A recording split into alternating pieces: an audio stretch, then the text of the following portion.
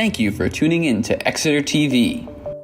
Exeter TV is the town's public and government access channels, available on Comcast Channels 6 and 22. Channel 6 is your channel. If you have an idea for a program, want to host your own talk show, or submit a film, we're here to get your content on television. On Channel 22, we bring you live and replay coverage of government meetings and other town updates. A third channel, Blue Hawk Media, is operated by SAU 16 and can be found on Channel 8, with all your school sports, events, and meetings. You can watch Exeter TV online at exeternh.tv, Apple TV, and on Roku. Find us on social media for extra content. Subscribe to our YouTube channel and hit the bell to get notified about live streams and new content. Tune in to our platforms every other Friday to watch the Exeter Biweekly Report with recaps of recent events, updates from town departments, and messages from nonprofits in your area. If you head to our website, exeternh.tv, we invite you to sign up to our newsletter to receive monthly updates about new content, upcoming meetings, and more. We'd like to thank you for taking the time to watch Exeter TV and hope that you tune in to our other content as well.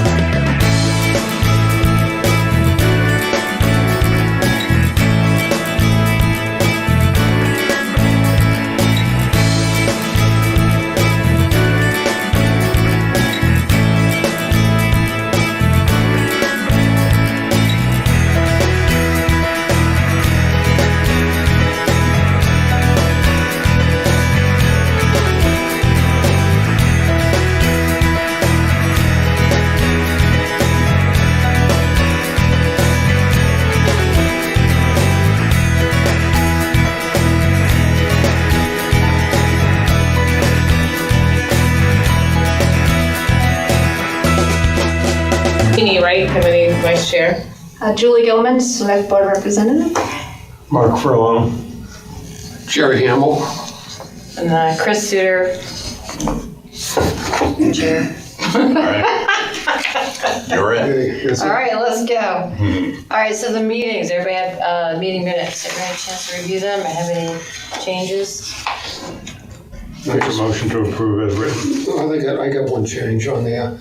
On number 5. These are the February 19th minutes. Right. Okay, number 5. Number 5. To take out the word discussed and replace it with stated that there were no. Because we didn't really discuss anything about programs for other people. Yep. Okay. All right. And that was on the January 15th or the February 19th? This is the only one we have here. That's what I thought. 18th, There's 2 listed here, but I thought we only got the February 19th. Yeah, I only have February 19th. So we'll bring January to next month's meeting to make sure that we can get those approved. Okay. Did we get them previously, maybe? No. No. I know they're on the website. I don't know. Oh, okay. It was on the January 19th, number 5. All right. So the motion would be to approve the minutes as amended. Second? So moved. So moved. And is there a second? A second. All right, so Mark and Christine. All right, take a vote, folks. All right, And you're supposed to vote too. I'm abstaining, I wasn't there. Oh, that's right. so 4-0 approved. All right, great. We're just doing very good with meeting protocol. Next, goal setting discussion. And Jeannie reached out to us, it was great. Talk about that. I know we talked about it fairly informally, but kind of hit the biggest nut first, and then I was looking at our charges too, and I thought simply, and it seems like this is my opinion, elderly exemption is what we've been discussing fairly robustly, and then veterans credits was second on the list. It seems like that's also our next big hit. So I didn't know if you guys want to continue to, would just work through this list as it's was established here, or if there's some other way you want to go about this. Yep, so the point I brought up to Russ to do this, I thought it would be very smart of us to think about a work plan, to think about exactly what we're trying to, like what's the time frame that we're looking to solve.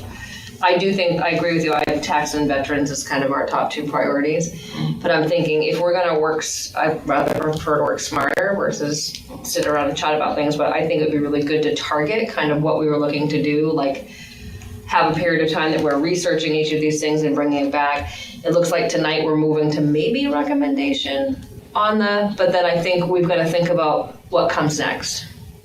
So I think that if it's taken us, January, February, this is our 3rd, which is our 4th month in? Do we meet in December? 4th. This is our 4th month in. I think we're getting our feet grounded now, but I think I work a lot better with the timeline. I don't know about you all if you agree. So I was just wondering, I was thinking that if we tried to work now, and it may be a stretched out a little timeline, but I figured there may be some things we're not thinking of. If we think of the elderly stuff, if we could wrap that up between like May and June, then we could move on to veterans. And if we get beyond veterans by the end of the year, maybe we could tackle more.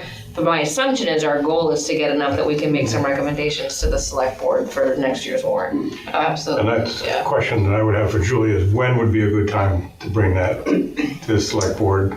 They usually have a pretty busy calendar.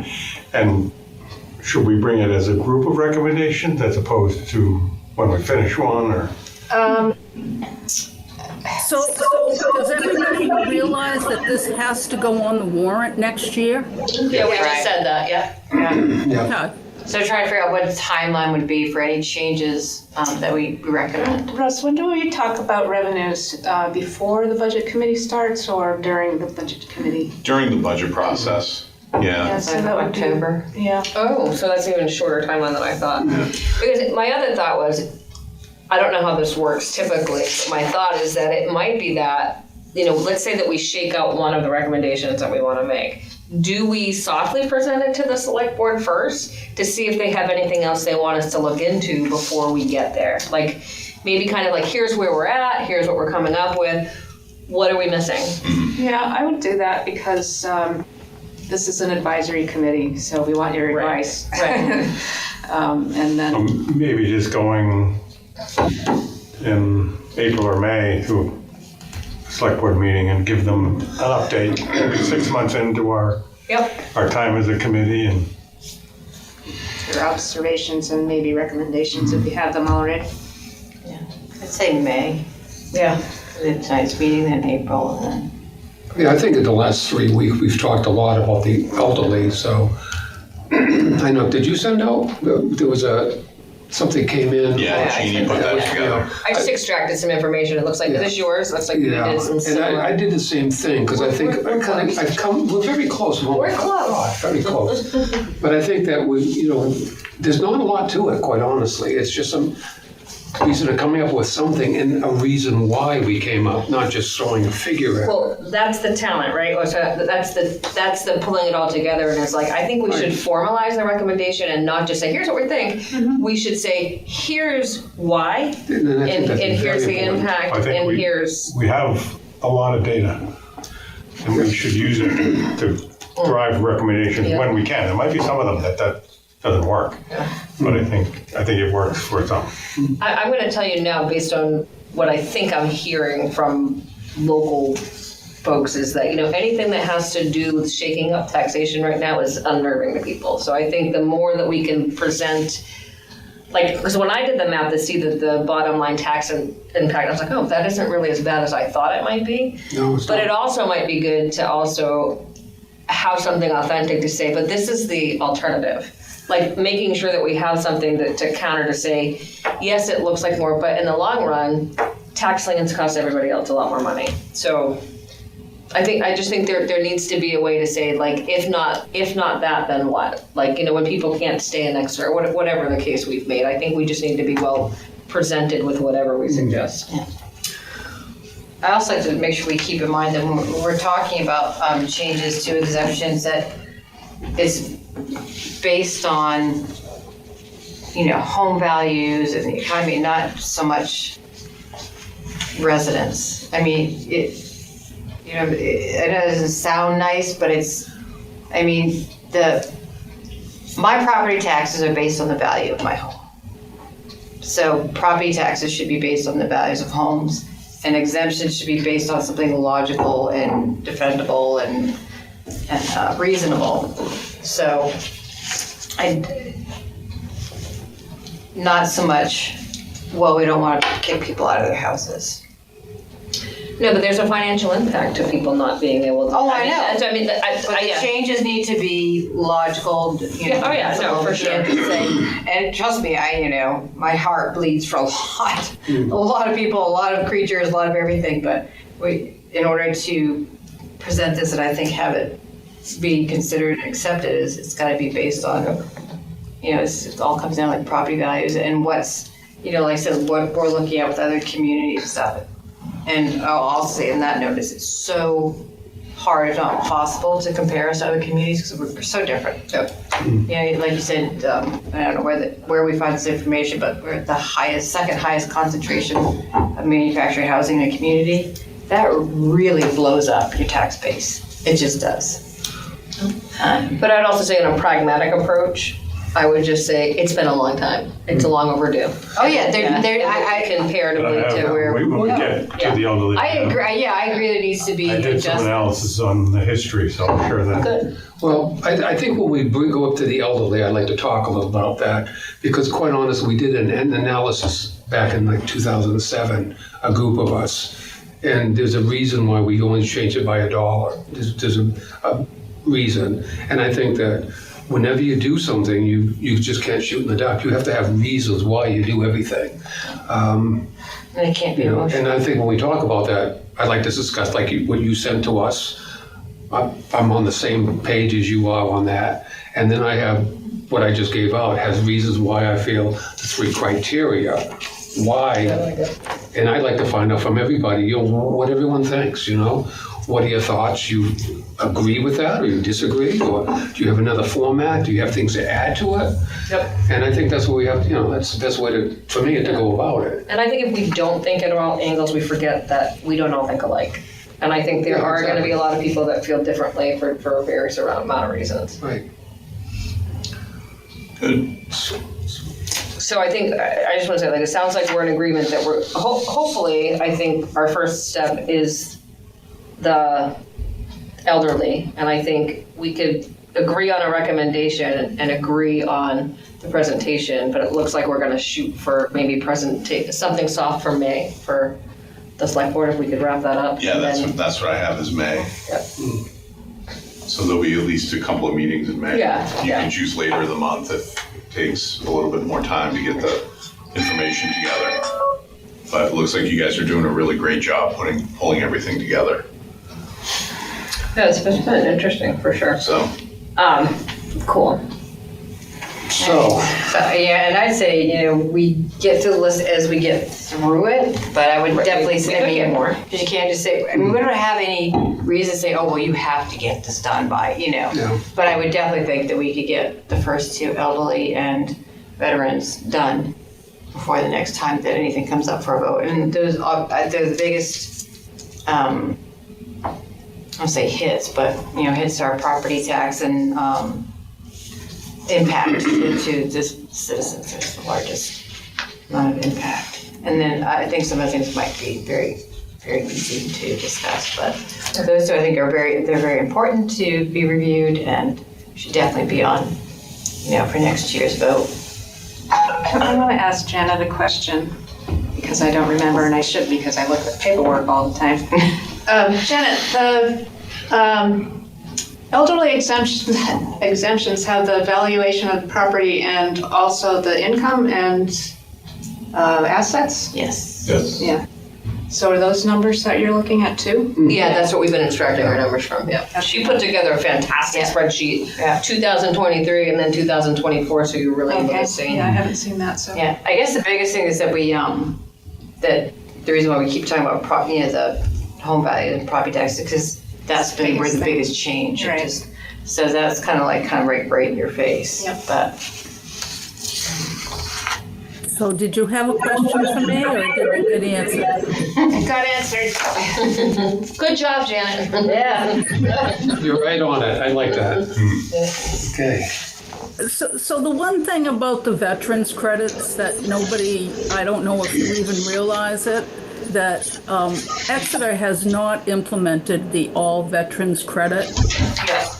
So what that means is they still have to have served during combat in order to qualify, where the state has put through an additional one that anybody who has served for 90 days would qualify.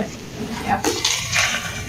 It's just something I want to kind of throw out there so everybody realizes that it's not just the amount of the veterans credit, but there's also that other issue that has not been addressed. How many? It's how can you quantify that? I can't. There's no way you could.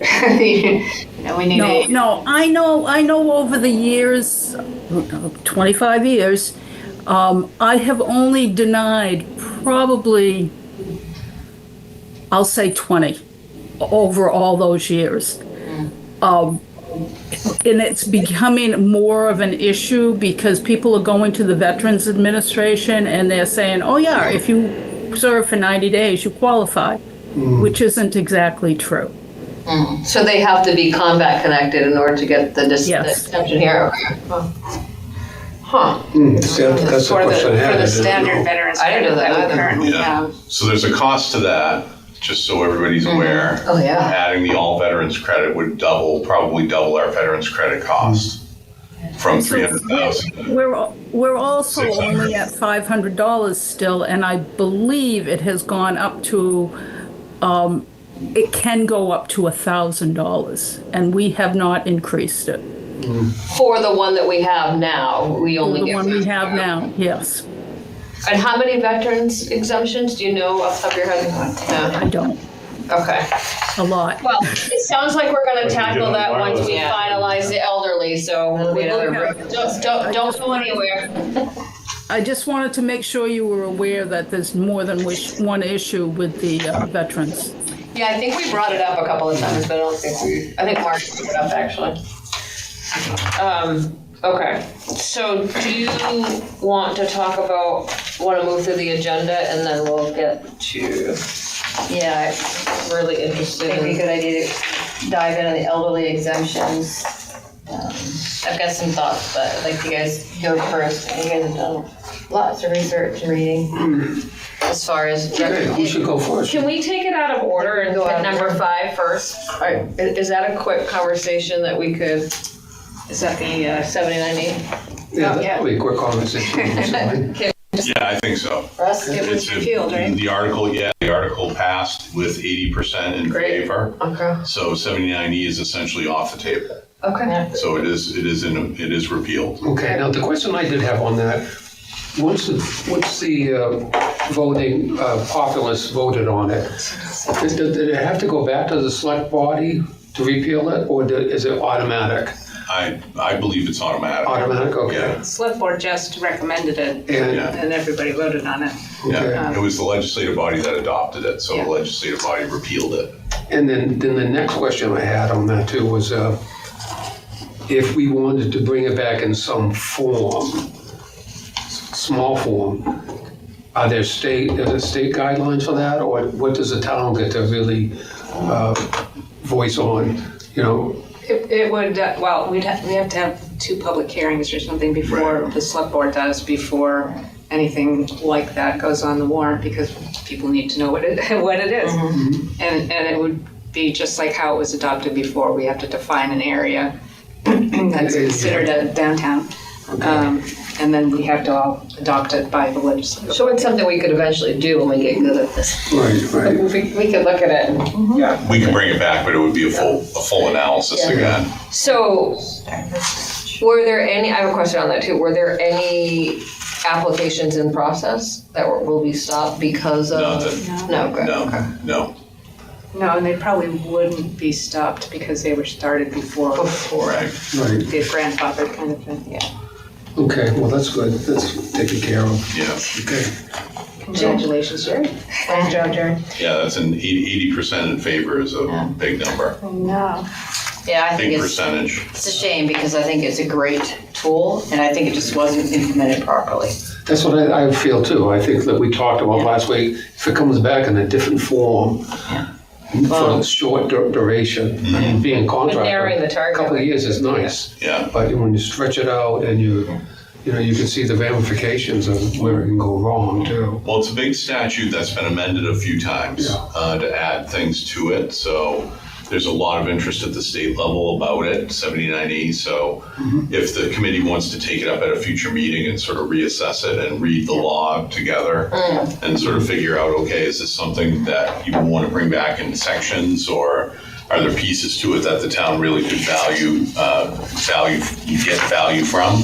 Then we can certainly look at that as a group and see what we think. Yeah, and quite honestly, it's not going to become relevant to anybody until the economy changes again. And Right. when the economy dips and when housing, goes down and commercial goes down, then suddenly people are like, oh, we need. Which is Great. why the town adopted it back when it did, right? Right. Because there was struggle. There was a need Yeah. that was identified. But it's always early to get on the board, sooner versus later. So when it Have does it available. Right. then you can just Oh, jump yeah, on yeah, you something. don't wait till you're in Till you crisis, need in the it. thick of it. Yeah. And that's the thing, it's like, I just want to say this for just one time, so just everybody can maybe carry the water in the future, is that it is a great tool for because it's expensive to try and do construction in a downtown area, just because it's the logistics alone, the cost of any kind of construction is expensive. And then you also have the fact that whatever retail you'd have on that bottom floor is probably not going to be what sustains you. It's, you have to build up a couple floors. And so it's, there's definitely some sacrifices that you make when you build in a downtown. And if you look at these storefronts, very few are, think about how much they're selling, what their rent must be and their expenses must be and everything else. Yeah, should you really think that they're making money off of that? It's usually it's that. I'm not saying always, but it's typically that housing that you have up above it. So you need good quality housing. And the other thing I'm going to say, and I don't care how anybody feels about it, but this is the truth. If you want a vibrant downtown, you need to have housing that is market rate or above, because that's what feeds those businesses.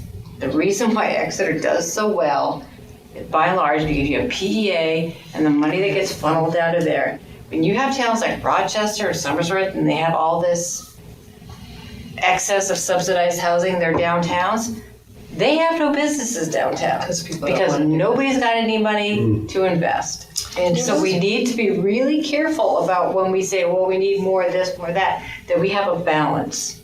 You do need a little bit of everything. You need, some subsidized housing, you need market rate housing, you need, beautiful, gigantic homes. But you got to be really careful about that, because I think people just go, oh, Exeter's got a great downtown. It's like, why? Why are we one of the few communities in this state, let alone any town in America that has a nice, beautiful downtown like we do with these shops? And I'm like, it's because we have those feeders. Some come from the hospital, you have businesses and everything like that. But if you don't have, like for instance, I used to live on Woodlawn Circle, and I was fortunate I had disposable income. I would walk downtown, I'd go to the farmer's market, I'd go out to dinner and things like that. But if I didn't have that extra income, I wouldn't be spending any of my dollars downtown because I wouldn't be able to afford to. And those businesses would disappear. I mean, I saw it in Somersworth. I mean, they had several convenience stores downtown. So people come over the border and buy cigarettes and beer from Maine. I mean, and they just kept trying, but they didn't have that steady flow of people with a little extra income to go out to dinner, to buy things, and like that. So Somersworth has a tax cap now, doesn't it? I think you're right, Julie. Yeah. I think it does. That gets in the way too. yeah, A tax cap on, Municipal spending and school spending. oh, wow. Yeah, property taxes, property tax cap.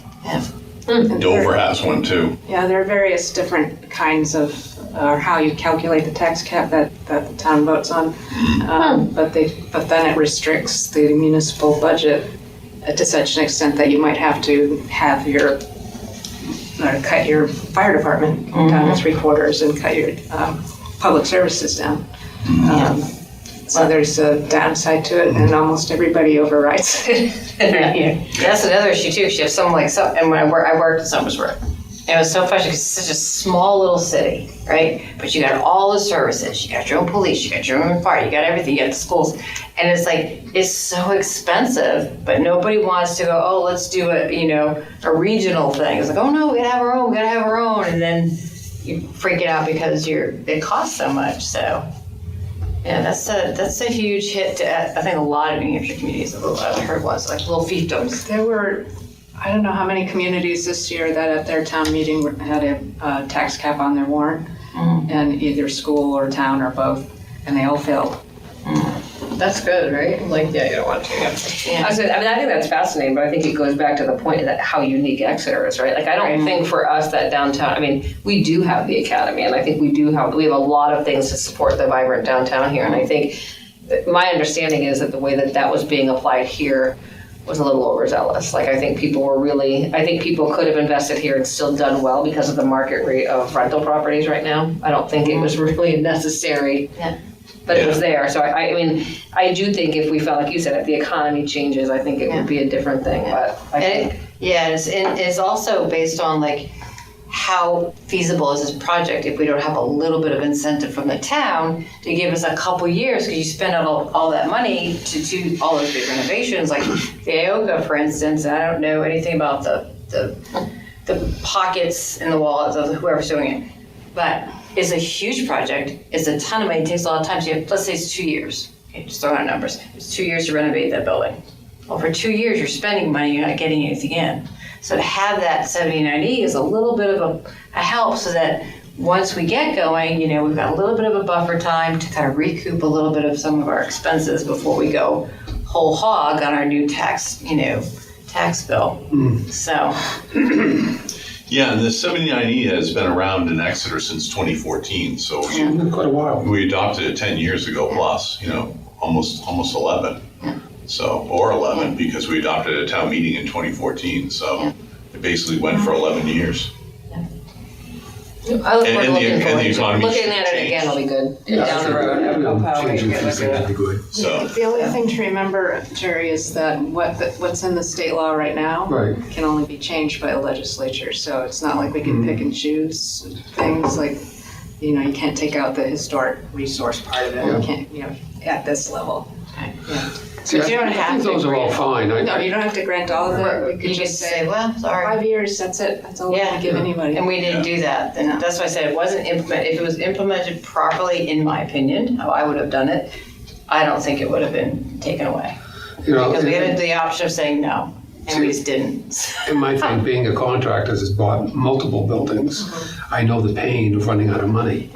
So what I look at is, I look at it as a good program for a couple years to get you through the construction. Yep. But after that couple years, that's what I look at. It's, it becomes a savings to the people, not to the town. And that's, to me, that's the problem we have with it. Those are the type of changes. Can the Time-wise. municipality cap the amount of time that they give the exemption for? No, you have to. Janet's saying yes, you're saying Yes, no. I'm saying no. I think she's asking if you can give 5 years versus Like, 7 years can you versus just 9 give years. 2 years The of select that? board, No, I think the If we- select board I think can there's a decide timeframe, to but not it's grant. 5 to 11 or something. Yeah. You get basically different Mark's things for correct. different criterias. Yeah. Well, that's what I If mean. it's housing, if it's historical.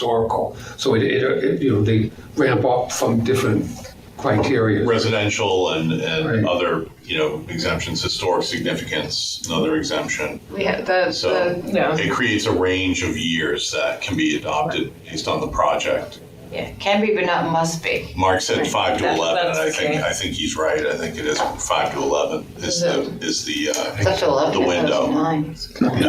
Plus 2 more for They could put a it's clause hard. in there that if it gets sold, 9 was where. was max. Go ahead, Janet. go away.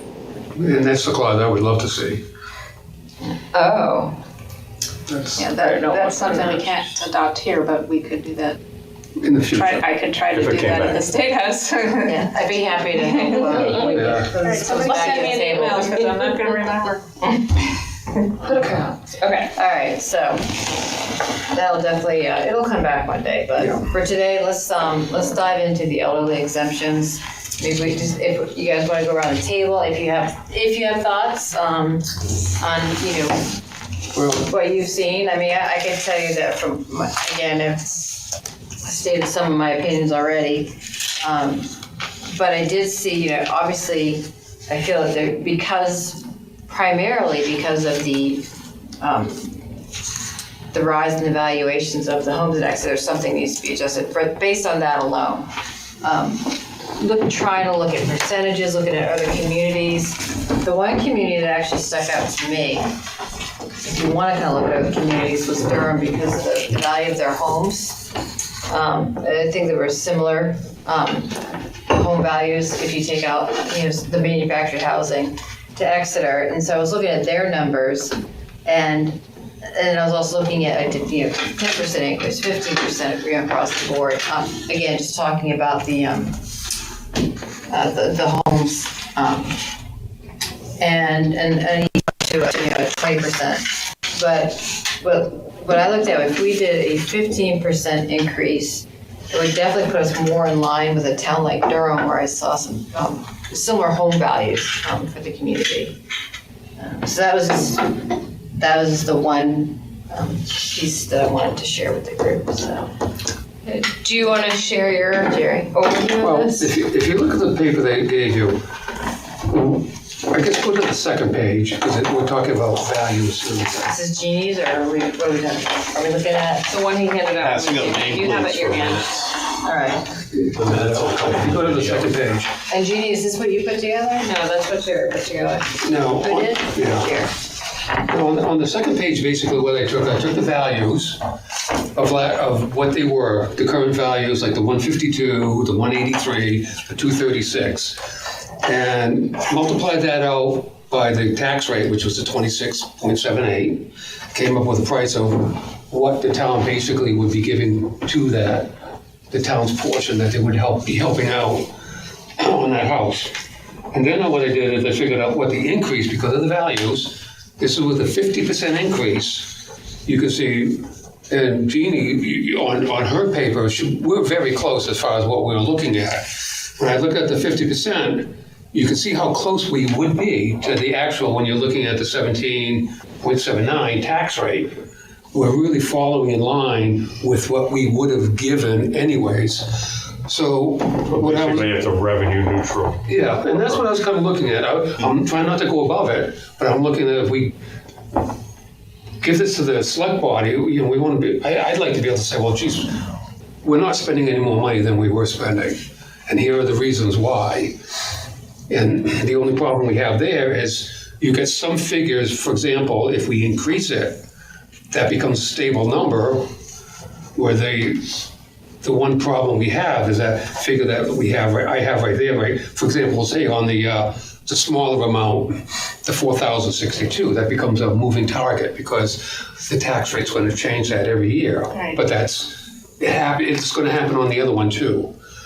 But it's the closest thing that I could find that it all worked at 50%. Like all the figures, like they were just correct. Yeah, I'm sorry, you lost. What do you mean by increase of 50%? This figure here, the 152, 251, that's what the current is for the age 65 That's to the exemption amount. the exemption. Okay. The exemption. All right. If you increase that exemption amount, because that's the problem. That's where the people are getting hurt right now. If you increase that exemption amount to 50%, you come up with 228. A 50% increase, that's pretty Right. big. But it sounds like a lot. But you have But to the look at average- the taxes went up the average- 60%. Valuation Right. went up. 149%, and for Well, manufacturing. 59, I Yeah. think, was it 59? That was, 55, Right. 61. Yeah, So now when you're doing the math on it, figuring what the taxes would have been on that 152, it would have been 4,077. Now, if you take the new rate of the 1779 at the 228, you're coming up to, this is why I put them close together so you can compare them quick enough. But you can see it's 4,062. Now, I did send you a copy of that, so I wanted to get your thoughts on that. I'm looking at it. Yeah. But you're the guru on this, so this is just my feelings, but I would agree that what you have done is would make everybody whole again, if that's. I think it falls short. I think it falls short if the average is almost 60%. well, no, because it's you have to go by what these you have to go by the money that we're actually spending right now. Right. So if we go higher, we're actually giving them more money than we were giving them before. yeah. And is that what we want to do, or that's what we have to discuss? Yeah. Are we happy the way it was before? Is the town happy the way?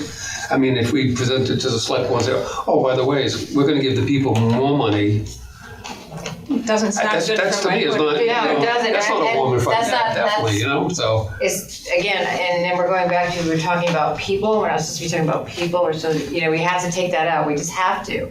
And that's what I did. Even though you're not, but you have to, It's not about the people, it's about the properties. We have to look at, are the properties being valued or assessed or taxed, however you want to put it, equitably or fairly. And because there was such an increase in the values of the manufactured housing, we're looking at that, and I agree there needs to be some adjustment, in my opinion, but my taxes go up all the time. Everybody's taxes go up, so everybody's taxes probably need to go up a little because we're all receiving benefits from those taxes. We all have the fire and the ambulance, and we have roads and we have sewers. The town is putting out money constantly, just churning it out to take care of us in ways we never think about. But so we have, and obviously it's not going to, what a lot of homes are not going to be paying in anywhere near what it costs to provide the services. But if my costs have increased, shouldn't everybody's. It shouldn't just be certain people, but other people don't have any sort of increase whatsoever. It should be reasonable, and it should put people on the streets. But it should. I believe there should be some increase in what everybody across the board is paying in, but it needs to be fair. So I don't think going back to zero is fair. Because why can't my taxes go back to what they used to be? Why do mine are increased? Can I offer? Because my husband works 80 hours a week. I want to depersonalize a little bit, but also offer a different perspective if I could, because I get it. We're all taxpayers in this room, I assume, exactly. right? So let's think about this. So when we talk about valuations, we talk about property. But when we talk about exemptions, we are talking about people. It's the reason they exist, right? So exemptions exist because there are people that. I mean, obviously, we wouldn't need exemptions if there wasn't a need. So where we are talking about low-income individuals or disabled or our veterans, we're talking about people. So I will not take that out of my assessments. This is very in perspective is all I'm going to say. So it's exactly why I dove into this to say, for me, my view is on the folks, it is the amount of manufactured homes. We know that's the majority. Janet agreed with me last month when I said the majority of people on that exemption list that are under 250,000 are manufactured housing owners. So that's why I pulled out my information. I tried to look at what was happening in 2023 versus 24. Let's take the average assessment was about anybody pretty much under 150,000 in 2023 is now, let's just say, under 250. And that's kind of what I plucked out, like how many, and it did kind of match up, right? Because it says in 2023, look at the difference on my sheet, 33 to 34, 18 to 17, we're pretty close. So that's how we know that that's a gap, and the tax impact of that is about $687 per homeowner. And I love your math on your financial breakdown, because for some people, that's a big deal. So what I'm saying is I think if we do adjust it according to almost exactly, we're almost neck and neck. Yeah, we're both. You got a little more tactical and I was just kind of plucking it. But I honestly do think that it would be affecting the same homeowners that need the exemption in the same way that they do. Now there is, in my calculations, I calculated in 2023, we were at $103,947 in exempted taxes. In 2024, the people that qualified is like 180. Like it does adjust based on what we know. But if we did that, the total tax liability, considering all the exemptions, would be 135. We would kind of get there, almost close to where we were. But I do think there would only be about 59 of the homeowners with still some tax liability versus the bigger picture. So, and again, I would say, and also take that amount of money and say if those are the people that are really struggling, the odds are that they're going to struggle to pay now. So I think it's kind of ironic that you did it from a personal, of the people. I did mine as a tax neutral that the town would like, and we actually came up with about the same answer. So I thought that, that's to me is not bad. And you're like what you're looking at is a 15%. If we did, we're really taking a lot of the taxes totally away. The exemption, we're actually eliminating a lot of them. Because you look at this right now, these last two figures, for example, if you're looking at the 2000 and at the 152, at the 26, at the 4077, at the 2678, this past year that would have gone up. So you figure, I actually at this one here, the 4062, it's only a couple dollars lower, but that's actually taking in the spending. That's taking in all the spending that we actually spent from what we voted in last year. What do you mean the spending? Well, when we get the tax rate, it's not just the taxes you have to look at. You have to look at what did we spend last year when we voted. We spent a lot of money. Oh, I know. And we spend that money. That's reflected in this 17. What would you say that if our spending wasn't that high, what would be maybe $16 per thousand? Oh, it just depends. It's hard. The spending correlates everything. Well, I mean, that's only the town piece too, right? It doesn't even, like, our tax rate's only a piece of it is the town. So. Yeah, 23%. Yeah. So, I mean, right. I do agree. And I think, I think that, I mean, so this is the exemption amounts, and there's still asset limits and income to talk about, right? So there's still other pieces of this, Yeah. but I do think that, you know, I mean, it's, I love what you said, Christine, earlier about the uniqueness of our town, because it makes me think about, but I also just love the idea that so many people can continue to live here. Because we could be gentrified very easily, and I don't feel like we are, even with the academy. No, Like, I feel like we have such a No, we do, robust outlook, and that's something I thought was wonderful, because growing up, my children here, perhaps they were exposed, you know, they had friends that lived in the manufactured housing, they had friends that owned horse farms, and so they could see, you know, and I thought that was wonderful, and we have that in our community, but I just want, again, I agree in an increase. I think that, you know, going completely neutral so everyone's exactly where they were before doesn't work. I don't think that's fair. We still need to be fair. I'm talking about a little bit of an increase. I'm not talking about putting people out into a position where they can't buy groceries. But, you know, maybe I have a big increase because we have a little more income in our home, a little more wealth. But maybe a little tiny increase, you know, just a little bit.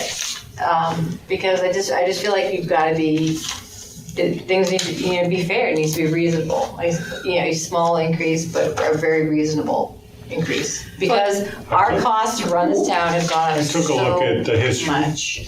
One of the documents we got from Janet was, I think, almost 25 years of exemption history. So I focused in just on the elderly. Picture's worth 1,000 words, right? Yeah. Well, sometimes. This is just a number of people that have been granted exemptions over, I did 20 years. So number of households. The number of exemptions granted. Right. Yes. So households. Yes. So it's, Oh, wow. you can see in 2008, when it was adjusted, it went up a little bit, and then it's been steadily declining since then. How interesting is that? I wonder why. Yeah, So with rising, forget about this last year of the big change in the valuations. Yeah. You know, with sort of steadily rising values, what we would expect to see probably is a fairly steady number. Oh, it just light dawned on Marblehead. You know what I just thought of? That's because people can't afford to come into town anymore on low income. Well, that might be part of it, yeah. Yeah. What I also this doesn't started show us the looking number of at the elderly income part. residents. I haven't finished that yet, but just what happened to Social Security in that time. Yep. It about doubled. The average benefit about doubled in that 20 years. Oh, right. You know, the funny thing is people go back to Social Security, but the reality is what probably 12 years ago, we did this analysis with Chris Mudis and Ann Sermon and myself, and sat around when we had this last vote, and we went through this whole thing with the exemptions. We found that Exeter was so lenient back then. And you said, we haven't changed that in years, and still we're in par with a lot of towns that are just changing That was it. the other thing I looked at. So we have been really How do we good. look against our peers? So So the SAU 16 towns, I looked at those. I looked at the 16 towns that make up the Seacoast, as defined by the Seacoast Board of Realtors. They have some data that's available for that. And for the most part, we're in the middle of the pack. yeah, we're doing good. But if you go to this first page of what it printed out, I think it's really important. I put out a monthly expenditure of sort of my own stuff originally. And I kind of tweaked it out here to see, because I think the most important part is, what does it cost for two people to live for a year on the basic things? I'm not talking trips to Tahiti and, all the golf club memberships and things, but the basics. And I came up with like $40,066. And I think there's a lot of in here that's pretty lenient. When you look at, I even have an extra $800 for miscellaneous. What are you calculating as miscellaneous? Just curious. Anything you got something that comes up at your house, you got something. Okay. No, I was just curious. Just New miscellaneous. tires, oil changes. Yeah, Sure. there are things that happen. Yeah. Your assumption is that people are living in a paid-off home. So when you look at 40, Yeah, you get repairs. Oh, when you look at the 40,000 for two people, we're at 51. We're like, that's a $10,000 difference. Then you add in miscellaneous on the course of a year, you get like another $8,000 right there. So when people just take and put money towards this stuff, and this is the same thing we did years ago. We did the same thing, and we said, my God, we can actually put vacations and everything in here, and if we got that money, we'd be doing great. So I think we really have to be very careful on how we raise some of these things. We took a component of, the values, but I think like the money, you talk about Social Security, the next slide says what Social Security is. The average Social Security right now, because it's off the Social Security Administration, average $19.76 per person. So you start adding that up, that's $47,000. That's still lower, a lot lower than you think it should be. We still got a buffer there. So you have to look at, I think our 51 has kept up with Social Security. So you have to look at the figures and say, do we tweak these things up much? My opinion is, I don't see it. Everyone might feel different, but I think we're doing a good job. And I think the only thing we're getting hurt is the one thing we talked about is the values, because the value, that's what hurt the people big time. So, and I agree. I was going to say I agree with that. I don't think the income isn't that. I did some similar, just quick math, and I thought the same thing. It's like, I think if we do increase the income, we're going to have an unknown figure. It's going to be really hard to calculate how many people that are going to then qualify for the program that didn't. But at least we know if it stayed the same people who have been being qualified can continue to qualify, but yet not have more of an exemption involved. I'd like to ask Janet what her thoughts are on that. So what happened is I did a re-qualification in 2023, and a lot of people fell off because Social Security had increased just that amount. I mean, it wasn't a lot, but it was just enough to put them over. Yeah. And I see that happening in 28 when the next requalification comes through. Good thing, bad thing, I don't know. It is what it is, and would it be worth, Janet, looking at like maybe the COLA, the adjustment over maybe the past 5 years? The 2023 COLA for Social Security versus, was the highest in like 20 years. Right, but what I'm saying is like maybe that's the adjustment that needs to happen, like just a slight tweak to help. I mean, it's not like I get it. I know we don't want to, but I said I also hate to see that people fell off the list that easily based on a slight increase of. And it was, the matter of $2,000 or $3,000. It wasn't $20,000 or $30,000. It was a small amount that they both got a little bit extra and not enough to cover their tax bill. But I also look at the other part too. If you're making more in Social Security, that's not a bad thing. You're getting more. No, but there is also the Cost of living. Right, but that's what I'm looking. That's what I came up with a list of. What is the cost of living? Right. I don't just want to throw money in. The very first thing you have on here is tax, condo fee, and lot rent. Right. I know the lot rent is around $600. $550, $600. Yes, and those are the things that I use some of these fees for condo fees. Those are the things that I feel we have to look at and adjust. This thing will go up or down on however we, but we have to sit down and say, okay. And that can't, that $350 does not include your taxes either. No, but some people, it doesn't, because most people, it kind of does in a way, because if you're,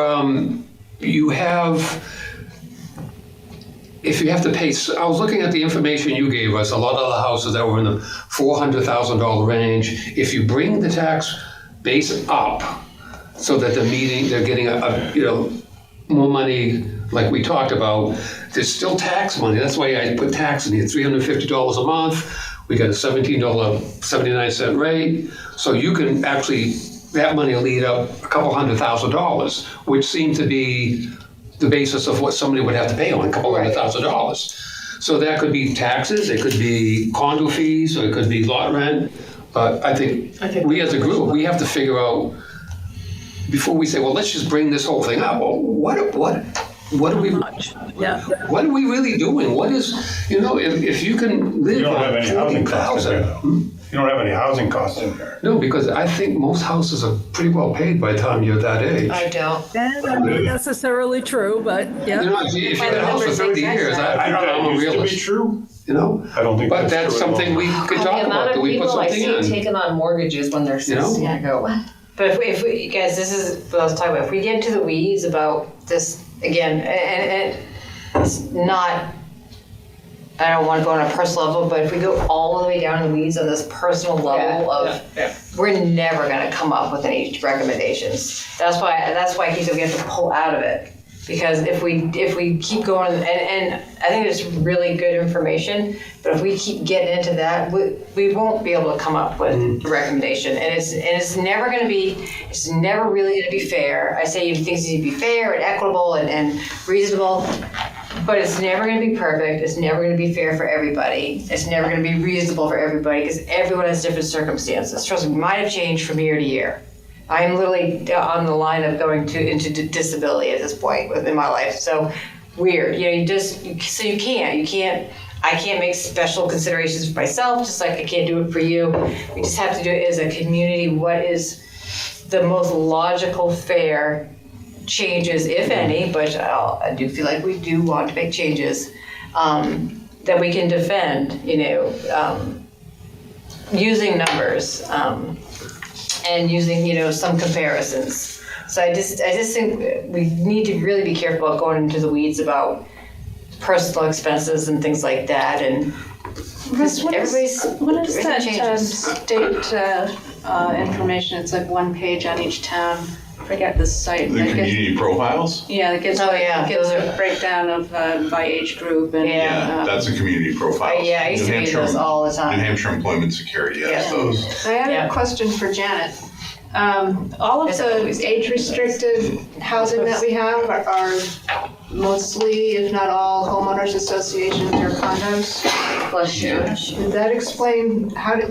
Would that explain this decrease in, or part of the decrease in the number of exemptions that are being applied for? I'm not sure what you're asking. I'm asking you, how are age-restricted condominiums assessed at as opposed to my condo? They're just the same. Okay. So, okay. Now, just getting back to what you just said, I agree with you 100%. I'm a numbers person. I go by the numbers. I try to keep the personalities out of it. Yeah. And that's why when I bring up figures to see what a yearly cost for 2 people can be, or 1 person, I take that number and then I look at what's being offered. I look at the towns, for example, that are giving $60,000, $70,000. There's a lot of fluff for these people to do a lot of good things and have a lot of fun. And that's not, I don't think that's where we're at. I think we're trying to do something to say, what are our figures? Well, how can we help the people that have been in our town a long time? And you got to come up with some type of basis of how you arrived at that. And my thing is obviously by numbers. And some of these numbers, you might say, well, okay, my phone bills are higher, my streaming cost is higher, my food. I mean, I'm trying to be realistic on everything. I'm not saying what my costs. I've talked to a lot of people, got their input. What's your cost for you 2 people per week? And this is how I arrived at a lot of these figures. I guess maybe it's partly a semantics things too, because our guys are saying help, but we can't be saying how do we help people in town. What we're here to do, I believe, is how to make sure is what we're doing, are the numbers that we're using, are is this fair and up to date and reasonable, and versus how do we help people in the town? Because that's not what we're here to do. To help. Technically, we're not here to help people in the town. We're here to make sure things are fair and reasonable and across the board. If there's been a chunk of housing that's been unfairly, or not unfairly, but has seen a big change that we have seen elsewhere, how do we rectify that and make sure that things are more normalized and fair? One consideration that I would bring up something that I talked about years ago, was the fact that the program, I don't think we want to establish a program that sort of entices people to move here. Yes, that was something else I wanted to bring up. To take advantage of it. Right. That is something that I know you look at the other SAU 16 towns and it's like, well, I retired in Brentwood and I moved to Exeter so I wouldn't have to pay any taxes. Yep. And that is something that I can't quantify it. I don't know how frequently it occurs. I've only heard of a couple of anecdotal cases, but I have heard of at least a couple cases where people say, well, geez, I sold my house in Stratham and I moved into a condo in Exeter and then I applied for this elderly exemption and I pay zero or close to it. And that they're coming in, they're using services. So I tend to err on the side of like, if people are using services, they should pay something. Something toward the pot. What that amount is what I think you're trying to figure out. Right. But, just think about that a little bit because that is a component of the thought process because you can't quantify necessarily or predict how many people are out there looking at that and saying, oh, I've got this opportunity here where I don't want to stay in Brentwood or I don't want to stay in Stratham. I want to go to Exeter now when I'm 65 or 66 years old because I can go there and pay and live tax free. Yep. Even though I can afford to pay do taxes. I can't do it where I am. But which is why I don't know why the RSAs are written the way they are, because I feel like a town should be able to say, okay, if you live in, I wish we could put the time frame based on the amount of time somebody lives here, because it would prevent stuff like that, right? It's like, Yeah, right now it's one is 3 years. and it's in the state. It isn't even because I agree. I think we've already talked about this a little bit. Like that's not the intent of this. I mean, Right. You want to hear a funny one? Yes. sure. Or do we? It's shocking is what it is. So we had a bill come through my committee that was an exemption for anyone 70 and over. Oh, we talked about. Is this the one we talked about? This For $1 million, you get $1 million What's off. this? Oh, wow. No, I want to know what the other one's about. Wait, what is $1 it? million for what? Your property tax. Off your value? Yeah, off your value. Yeah. Over the remainder of your life after 70? Is that what? I don't think it got into that much detail. It was just you're over 70 and you get Who brings $1 these million things forward? Oh, don't tell me. No, go ahead. Yeah, one guy. But I mean, Jeannie brought up, something, it's great if we could have link reviews, but we can't do that. So it's out of our hands. But what we can do is, it's important is to make sure that we are not a magnet for people looking to take advantage. We don't want people taking advantage of our generosity because you get that reputation and we're just going to become, people have everything sucked out of us and then it's going to even more. How much more my tax is going to go up because somebody's able to. The comparisons work that I the started system. looking at how we stack up, So, and the elderly one is more complicated because there's the three components to it. Yeah. The income, the assets, and the value.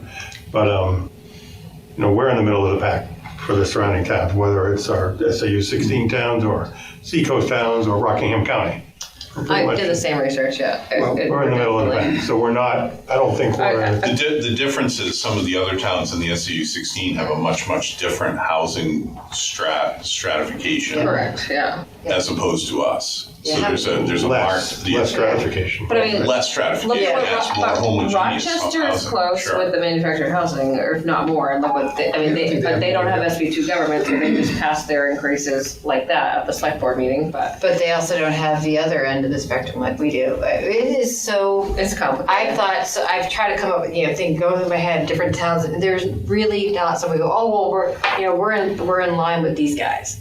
Because we can't really compare ourselves much. We can't take it with a big grain of salt because we are so Well, it wouldn't be different. it wouldn't be the only thing you would want to rely on, but it's always worth looking at. Yeah. I mean, you gotta have it there, but you can't go, well, because these guys, we need to. Rochester may have a lot of manufactured housing, but they don't have the nice end of the spectrum like we do. They don't have the nice neighborhoods and the PEAs.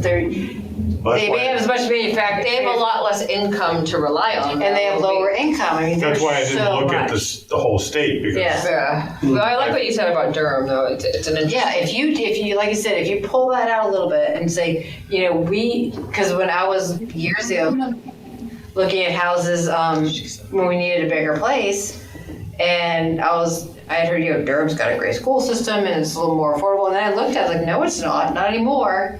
And this was years ago. This is before I moved when we moved down to Cullen Way, and so anyways, so. They definitely, I think, when you remove the manufactured housing, I think we're more on par with those kind of home values. That's why after going through looking at all these different towns in our county and Stratford County, the only one that we came close to, I think, was Durham. And again, trying to compare apples to apples. And when I did this, when I was looking at my little, just straight up percentages, use something just a solid number.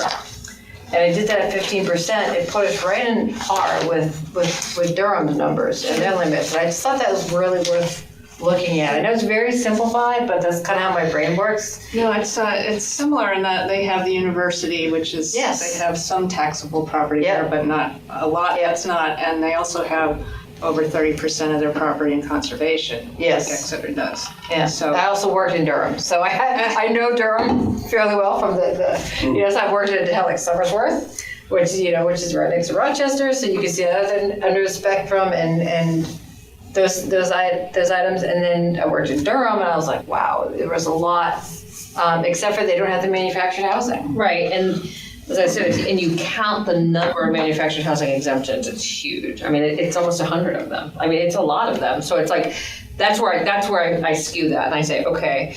Well, I would say too, like, Janet, you're back. Do we have to have three different, or can we have? Can you adjust one? Can you not the adjust other? one and not the other? Sure. Yeah. Okay, that's what I Sure mean. you It's can. like, so I think we're trying to make it even. I said maybe that's a balance, right? Maybe the balance is we say, okay, so if we know that if we can get ourselves to a level where probably some of our lowest income folks that are, again, I think are going to struggle regardless of, even if we say fair is fair, they're still going to struggle to pay it, and then we all pay for that, right? We do. Yep. I think at the end of the day, I wonder if the adjustment isn't not to go so high on the 80 plus, thinking, good for them, I'm just kidding. They made it to 80, but no, I mean, like, does it have to be skewed in the way that we have it now, or could we say? You can make it any amount you want as long as it's more than what the RSA says.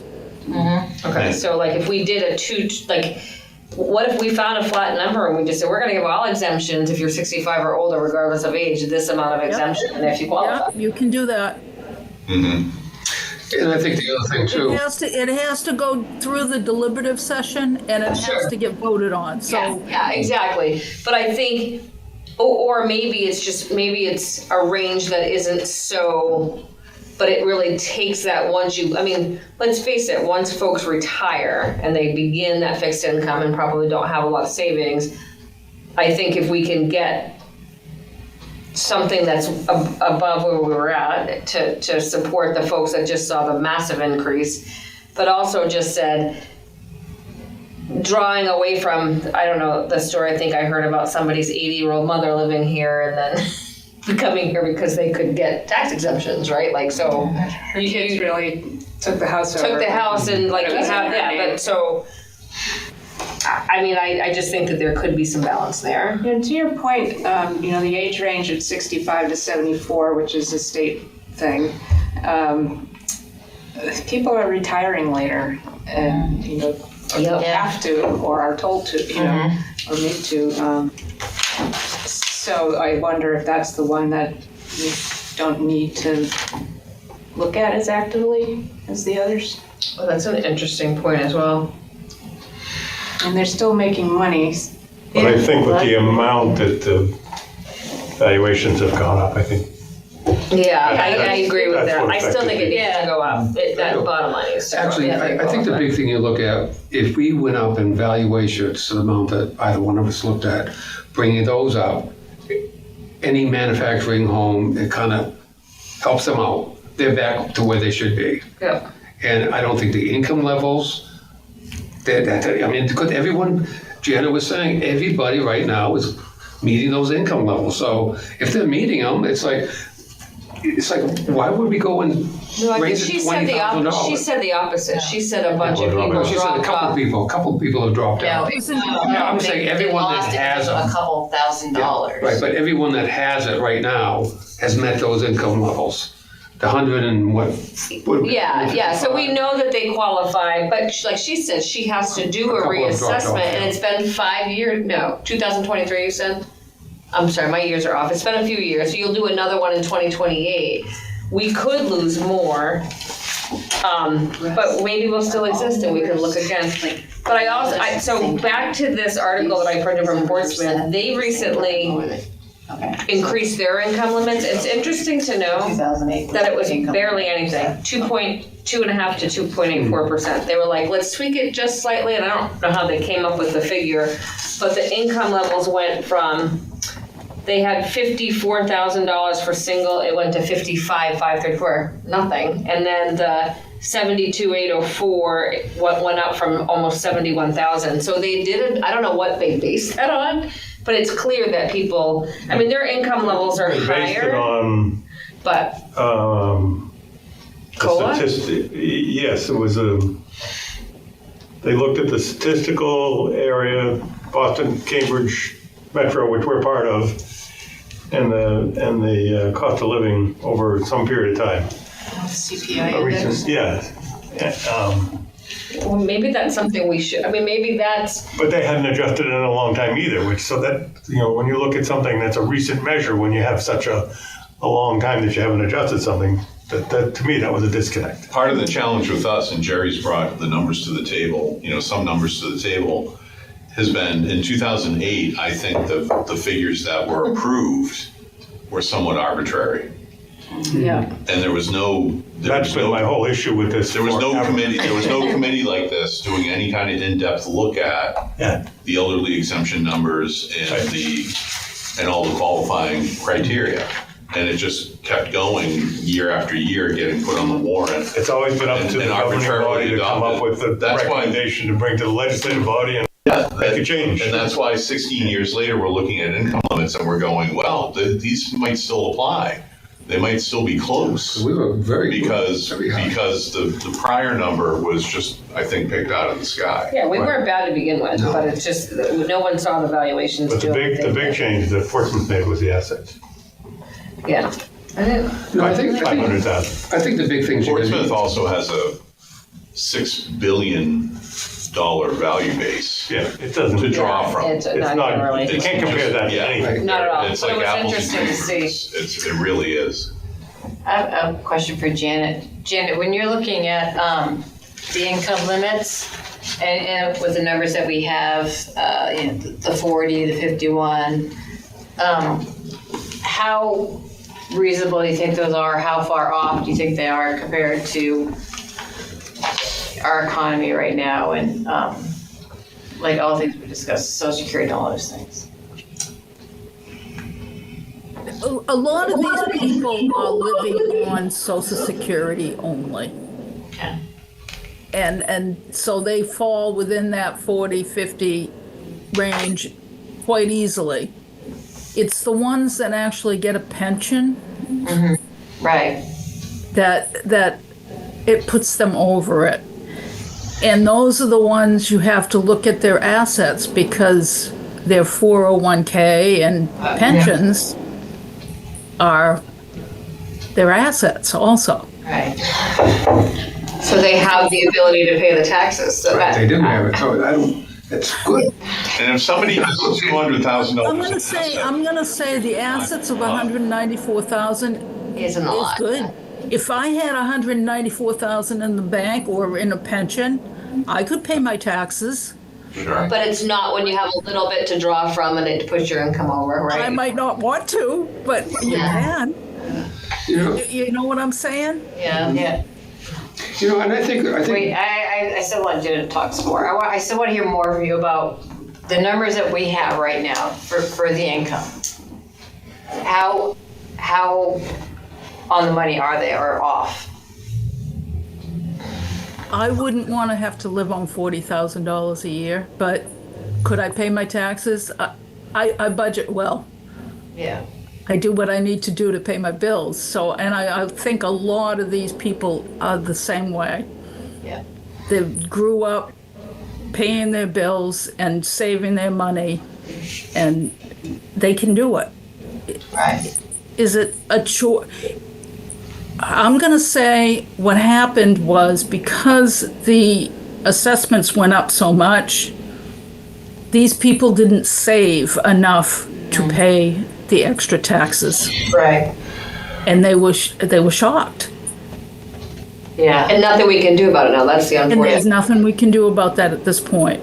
Yeah. And here we're going back to what was the big slap in the face for residents was the value of the homes going Yeah. up. And I don't That is know our if- big thing that we need to. That's our biggest.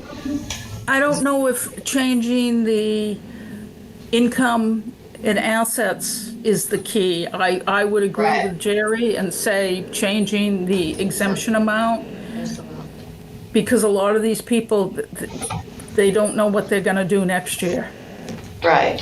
Yeah. So what about the gap with the, like, of money between the 65 to 74 and the 80? Do you think if that was a little tighter, that it would affect a lot of people, or do you feel like the most, I don't have the spreadsheet in front of me, or I'd ask like how many, it seemed like more 65 to 74-year-olds got the exemption than the 80 plus.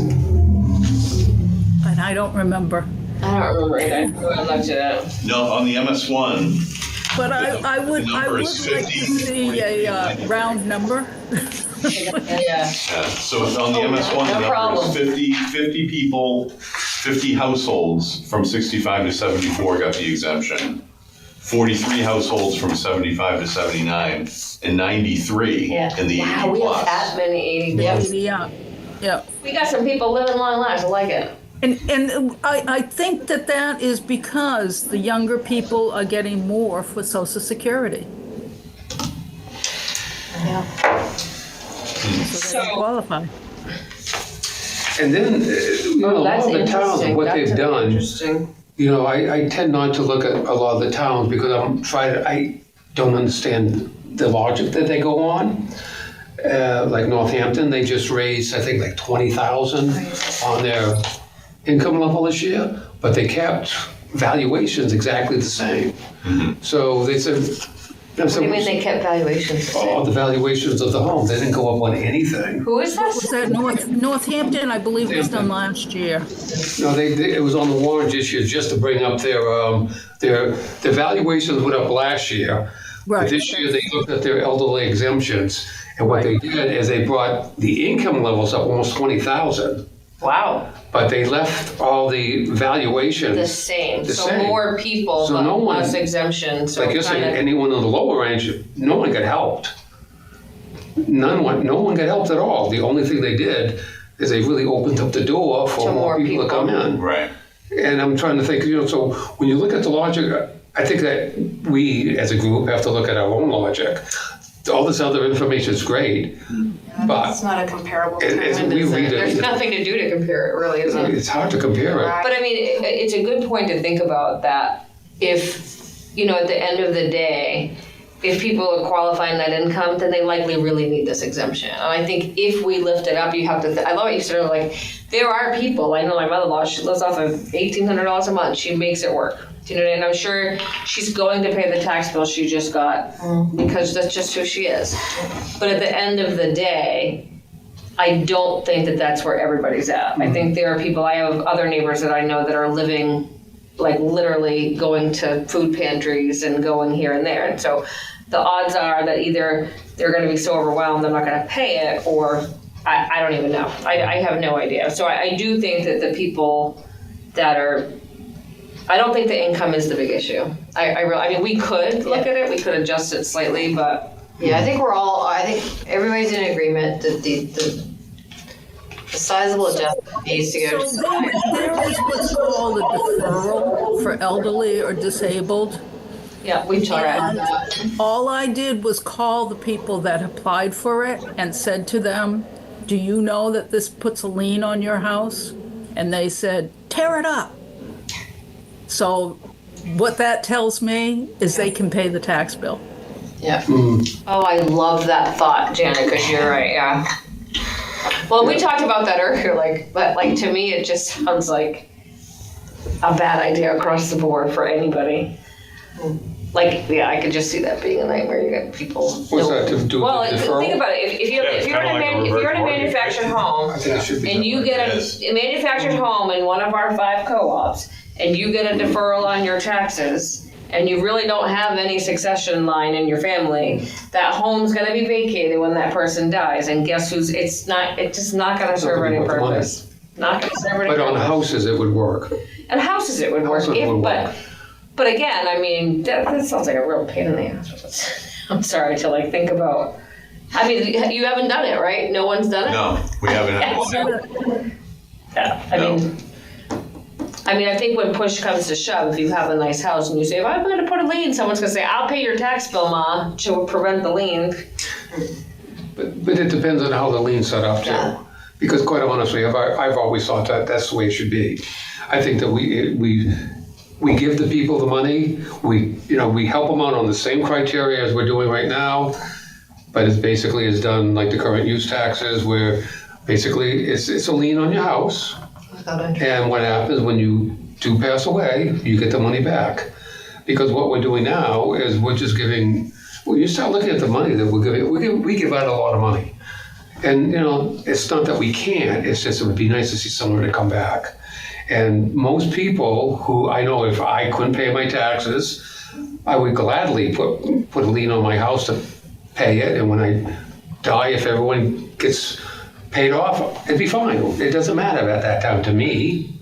So I think that the state of New Hampshire should really change this whole system, quite honestly. Yeah, too. But that's just my thoughts. So just so that we don't not think about a target here. So can we is there agreement that we can cross off the idea of increasing income? Are we not ready to have that decision yet? I don't want to cross it off. I don't want to say, but I think we're all in agreement that it's very low on the importance scale. Whether or not we go 0 increase or not, I don't think we should make that decision yet. But that is the first qualifier that's going to kick Well, that's people out. why I've asked So- Janet, Yeah. how she So feels about I those think we need numbers. to do a little bit of, You're on I was going to say, Work so on what it. is the research we're going to do leaving Yeah. here tonight? So when we come back next month, because, we know what we, one of the things I mentioned maybe two meetings ago was the number of properties that the select board is not taking liens on because they don't want to assume the liability. And I'm wondering if, with this not changing and with the amount that valuations have gone up, if this next cycle it's going to be even more. It will. Yeah, and so it would be better for some of those folks, if these numbers go up a little bit for the exemptions, if they're able to pay a lower tax bill instead of paying nothing because they say they can't afford it. I know personally, I would like to be able to focus on, if we're looking at income, to focus on what are the costs, what was the cost to live? I mean, everyone lives on a budget. Like Janet, you say you live one, I live one. We all have a budget. And we have to figure out what a common budget's going to be. What's it going to cost for a person to live for a year? And that's how, to me, you base the income. If you find out that, it's going to cost someone $60,000 to live, well, then maybe that you got to adjust everything. But if you're finding the amount is lower, but this is going to be tweaked. This is just something I put together. This should be tweaked by all of us to say, what can we add? Are some things too high? I mean, are there things in the town, for example, there are little things I look at as, maybe the town should have something, HR or something that goes over with people, say, okay, you want to bring your budget down, you get rid of Comcast, you go to Fidium. you start streaming, you do all these different We things. could get really in the weeds. But that's what I mean, it I saves don't money. agree. I It don't think this saves is- money. No, No, but I don't think this is our purview at all. I'm saying if people know how to save money. Yeah, and everyone's got some people can't unique- budget. and funding, priorities, I don't want to go down that rabbit hole. But what if between now and the next meeting, I'm looking at you, Mark, because you're a nice statistics guy. What if we looked at maybe the last decade, what the COLA increases have, what have been the cost of living increases in Social Security over the years, and maybe we could come up with like a better snapshot of like where incomes have tweaked, because now we're at 1900, we know that, but where were we a decade ago? Like maybe we could look at that, and then maybe that would help us. I started that, so I could probably have it. for the next Excellent. meeting. And I will, get it out.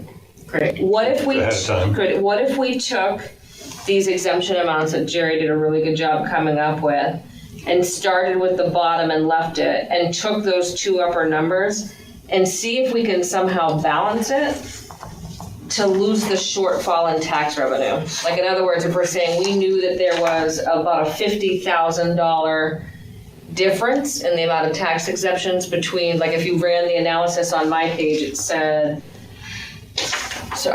on the second page, in 2023, the tax liability with exemptions was $103,947, then $188. And if we ran them to my numbers, it came up to $135 tax liability, which if you take the difference between $135 and $188, we're roughly $25. Like what if we just tried to say, we've adjusted this, but we have it in an amount where we don't think it's going to have the same amount of tax allocation that it had previously. I think we could do that. I think it would just make it so that we were bringing it up, but also not adjusting the higher level so much that it created another $50,000 or $25,000 in tax liability. You lost me. You threw out so many numbers. Yeah, I'm just like, and it's 8:00 at night, so my brain isn't all able to. But that's what I'm thinking. Because first of all, I really like this work that you did, Jerry. Like I think it's really smart, and I think it really takes into a lot of consideration. And I love that our numbers almost match. But I do think that if we really wanted to talk about not taking another amount of tax liability to place it on people that are already now going, my tax bill going up too, and we just now passed a whole bunch of stuff on the warrant articles, it's going to have a tax impact. Yeah. We have to get this to the voters. So if we could present something that showed, I think we're going to pretty much break even in a sense, or at least be where we were. I think it would help settle people. And I think I Where would, we were when, though, would be my question. Well, I think I think we could take the exemption amounts. I don't think we're looking at a huge gap in the amount of taxes. It's not really about the exemptions. We just have more people on the lower income side paying more. I think it would adjust. So like I said, if you look at the amount of the exemptions given, we would be giving out about another. No, so that's tax liability, I'm sorry. So like, I think we would be, in tax liability, so on the second page, for exemptions, the tax liability in 2023 of those homeowners was $103,947. And then in 2024, because of the increased values, it raised to $188,587. So we've got a huge gap there, right? Like all of a sudden, these low-income homeowners, whoever qualified, paying that much more money. If we raised the exemptions in 2024, the new tax liability is calculating to me to be $135,602.50. So it would kind of knock some things around. I think I got to rerun that number because that does now that I say it out loud, it doesn't make sense. But what I'm saying is 59 homeowners would still have some tax liability. Like there'd still be people on the exemptions that would still be paying a portion, but it wouldn't be as significant to the people that are living in the houses that are valued at $250,000 or below. I think it would just adjust it. So I think I need to dig in a little bit closer to that number. But if somehow we could take it and raise that bottom level, but even it out so that we're not raising all of them, I think it the would. bottom level being the. The bottom, no, your bottom level at your 228,376, Yeah. I think is great. I think that's kind of where we need to be based on the new valuations. But if we don't need to go all the way up to 354 for 80 plus, I think we could somehow adjust both those two. Maybe it's 228, 238, 250. I don't know. But See, the only problem, that works for all the manufactured houses, but it doesn't work for the homes. I'm looking. they're still getting the exemption though. They're only getting it. You're still getting an exemption, but you're actually getting less of exemption than what you used to get. You will have to pay more money. Well, right now, what's the 80 exemption now? 236, 36. So they're still getting what they're getting. It's just kind of bringing up the. I don't. No, not if you're going for valuation, because valuation they actually wouldn't be getting they would have to pay a lot more, and that's how we have to think of. Do you want them to pay more? I don't think so right now, if I'm 80 years old and I'm getting 236,000 exemption, and we raise it to 258, I'm getting more of an exemption. Well, it works for the manufacturer, but it. For the people who have $500,000. They're still getting a higher exemption, though, is what I'm saying. They're still exempting off their. I got $500,000 really. house. Why am I getting an exemption? That's a whole. That's another question. I mean, how much are we going to give away in Exeter? Because you are literally choking people with money, and they're going to go, I've had enough, I'm not going to live here anymore. I personally can only pay so much, and I can only go, I love this town so much. My taxes go to 20 grand. I'm not going to do it, Well, that's just getting kind of crazy where you go, oh, we got to give more, we got to give more, we got to give more. Well, you can only take so much from some people, too. So at the end of the day, trust me, I come from poverty. I come from nothing. And so I get needing to make sure that people are taken care of, but we have got to be careful about just throwing it out there, because we will be taken advantage of, and you will squeeze that upper strata too much, and they're going to leave, and then you're going to have, this was what you end up having these beautiful empty houses, and those beautiful empty houses, and then they start subdividing it, and now you've got like apartments. Trust me, Somersworth, The Hill, used to be all these beautiful, beautiful homes, right? Now they're all chopped up into little apartments, little condos, and they're falling apart, and the town can't do anything about it to get people to take care of their property, and they're not paying taxes. It's a horrible spiral. So we really have to be careful about, like I said, being reasonable and fair, but everybody's got to contribute something. Russ, when you What I'm looking at this here, though. And going back to where we were before and making everything neutral, that's not right, because my taxes aren't neutral. No, I'm not. Let's say silly numbers, my taxes go up by 10%. Now, if elderly shouldn't go, maybe it goes up by 1%, but there's got to be something to help contribute to the massive increase in the cost to run this town. Okay, let's just re-qualify that. The people who have a house are not revenue neutral. These figures are. These figures are not giving out any more money than we gave before. We're actually giving a little less than we gave before. The people who have a $500,000 home, their taxes have gone up, as yours, as mine. As everybody's did. Everybody's has gone up. So the only thing that I'm focusing on is figures here. I'm not going on what your increase in your taxes are, because everyone's taxes went up differently. Mm-hmm. And some went up higher, some didn't go as much higher, but the figures that I put here is basically giving you the same deduction, but that doesn't mean your taxes didn't go up higher. Probably your taxes probably did. And I have two things. First of all, Ross, I want to ask you that when you all do the budget, that's my Texas working in Texas, do y'all factor in that a loss rate for uncollected taxes? Like, do you factor in that to the budget? We have a collection rate that's close to 98% for taxes. Okay. So it's actually really, really good. Yeah. You do.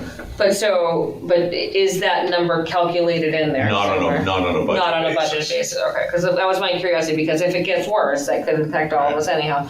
So my second thing is, I want to be really careful. I'm just going to say this, I'm going to say it once, is that we don't think about our own personal tax liability when we're in here. I really don't want to talk about, I'm not going to bring it up how it impacts me, because it's not what I think I've been asked to do. I think I really just want to look at the program and how it applies and whether or not we need to adjust it. And I would say, I was asked Julie, the next question is, I think maybe we need to take a look, just to frame ourselves. The RSA is written for a reason. There has to be a reason behind why these exemption programs exist. And I think maybe that's where we need to frame our thinking is, what are we trying to achieve? I think with the exemption program, what we're trying to achieve is helping people, I'm assuming helping low income and disabled and veterans remain in place. Because aging in place is an issue. Let's admit it. We all know it. And then we're in the same boat if we lose even some of the people that we need to run our town and work our town. And even some of those on fixed income still do shop downtown. So that's all I have to say about that. And I guess the other thing I like to say is if everyone can look at these figures, tweak them out, add to them, just to see what you think, you know?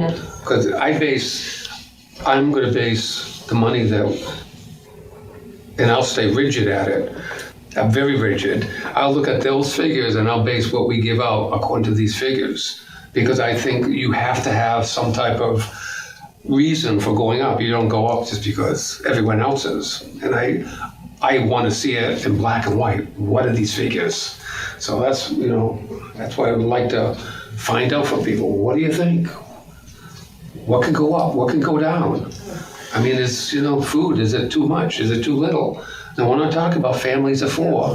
We're talking for 2 people or 1 person. And I would say, there's an environmental factor when people can't make ends meet to all of us. I just think that there is that's to me where I think of the exemptions is, I think, when you, especially I live in manufacturing housing, my husband and I have 2 decent jobs. We don't struggle financially. We're going to pay, we have our tax, we're not going to pay it. But around me, when I know people are struggling, it does have a great impact on everything around you. So my assumption is that's why we have RSAs based on exemptions, that we really have to be, especially because we're a property tax state. Everything we do is property tax. People can struggle in any neighborhood, though. Oh, yeah. Oh, exactly. I mean, you can pick out a I was just neighborhood of using that as an $600,000 example. homes with people struggling. Well, what she said about Summersworth, I mean, the same thing. I think it has an impact long term what we do. Yeah. What we do, what happens for a reason, but it can have a lasting impact anywhere. I was narrowing it down in my neighborhood, but I do know that. I mean, it shows. I mean, it does show up. But I mean, I do think what's really unique here is that there is so much money coming in from other, through the academy and whatever. But it's There is. I don't know. Not a lot of money comes to the academy. A lot of money coming through the academy. Yeah. Well, I mean, tax-wise. Oh, yeah, quite a bit. They're in our top 3 tax rates. and spenders, right? Their parents are here, the kids are here. Well, that's what I was talking They about. contribute a lot to our local economy, for sure. Just a relative comment was, I was just going to say, prior to the revaluation, somebody in a $400,000 home was paying X amount in taxes, right? And if somebody in that same $400,000 home was 80 or above and got the exemption, they would be paying on 164. Yeah. 164,000 of value. So it's a marked difference. I mean, that's a significant difference. So I like what was said about the maybe you don't tweak the amounts so much and keep them a little bit more uniform as you go into the escalating increments. If we could take that and show that we've been frugal with thinking about how it would impact others, but at the same time suit its purpose. I'm going to probably rely on you a little more too. We can both run numbers, but trying to think about what is it costing us now versus what's it going to cost us if we adjust these figures? That's what people are going to want to know. It's just like the warrant value. Everything it said, here's the tax impact, and here's How's it impact? And here's the cost of the program. I mean, it's right in the MS1. It's $37.4 million in value. Yeah. Not taxes, but value. Yeah. So, you adjust these amounts right here on the 3 lines, that 37 million is going to turn into something 50 million. Yeah. 55 million. Well, no, that's exactly what I'm saying, but Which is going to translate to a tax number. Oh, for sure. But Would it be reasonable if we got to the point where we had done our analysis to have somebody like Corey look at that and Oh, absolutely. proof That'd it be for great. us before we bring it to select board to say, Corey Stevens, our finance director. oh, okay. Yeah.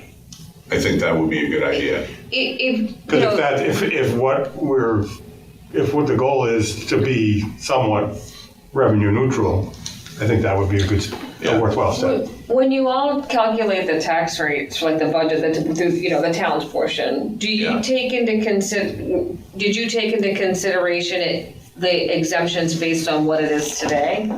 Like, is that number calculated when you're looking at that? It comes off the top. So if you have a value of 2 billion and 37 million, Yeah. right, which was what it would be with this, Yeah. we're calculating the tax rate based on 2 billion. So that 37 million is coming off the top. You never count it as part of your valuation for setting the tax rate. So you don't use, and those exemptions at the time were known, like we actually knew the number and how it was adjusted per the new evaluation. Our estimates. They're right here. Okay, that's what I want. Okay, so I was just trying to think of like Right. how. I mean, maybe It's non-taxable valuation. I mean, if is you what look at is. it, I mean, I'm only saying this is like taxes due versus valuation. Right. Like I said, I mean that's a huge amount of money that could put back into the pot because people lost a level of exemption. You know, people who weren't paying tax bills were then paying tax bills. So that's what I'm saying. Like, how do we lessen that gap? Like, how do we make the case to say, well, it happened really quick, of course, the valuation and the budget, but how do, if we could figure it out somewhere that we could say, I mean, it's gonna have an impact regardless, but I think if we can lessen it, I think the case could be made. Yeah, it will have an impact. There's no doubt about that. But it's going to be, again, it'll increase our non-taxable valuation base. That's the impact it will have. So the people that are now paying taxes as a result of the revaluation would shift I know. back, theoretically would shift back into the non-paying portion. So, and that non-taxable valuation number Oh, it's gonna would impact, it impacts all, would go up. but I wasn't sure if you were basing it off of what you were evaluating the year before or not. Like, I knew like the valuation happened similar, it happened really quick, right? We had the valuation in the period, so I wasn't sure which valuation you were judged, but I'm assuming the new one, yeah. Yeah.